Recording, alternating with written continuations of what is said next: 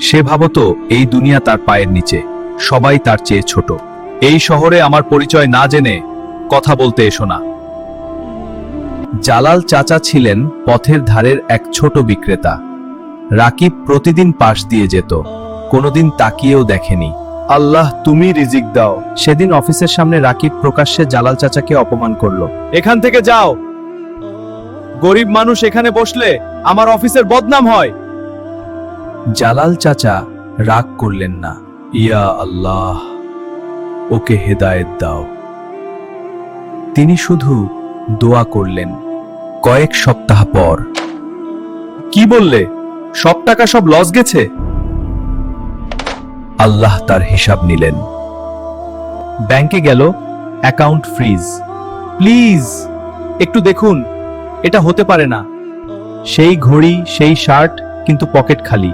যাদের নিয়ে গর্ব করত তারাই পাশ কাটিয়ে চলে গেল। ভাই একটু দাঁড়াও। কেউ ফিরে তাকায়নি।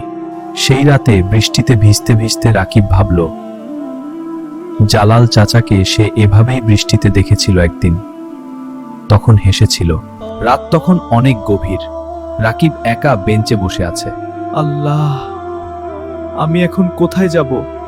ঠিক তখন একটা পায়ের শব্দ এলো। যে মানুষটাকে সে অপমান করেছিল সেই মানুষটাই অন্ধকার থেকে এলো। ভাই, ভালো নেই মনে হচ্ছে।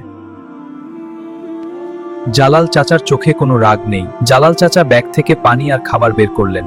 নিন ভাই, খেয়েছেন আজ? রাকিবের চোখ ভিজে গেল। এই মানুষটাকেই সে অপমান করেছিল। জালাল চাচা বললেন, আল্লাহ কাউকে চিরকাল উপরে রাখেন না, কাউকে চিরকাল নিচে রাখেন না।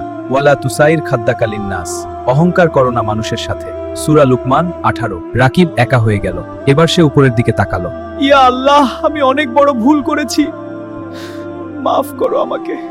প্রথমবার রাকিব নিজেকে ছোট করল। পরের দিন সকালে রাকিব গেল জালাল চাচার কাছে। মাফ করবেন চাচা, আমি ভুল ছিলাম। আল্লাহ তোমাকে কবুল করুন বাবা।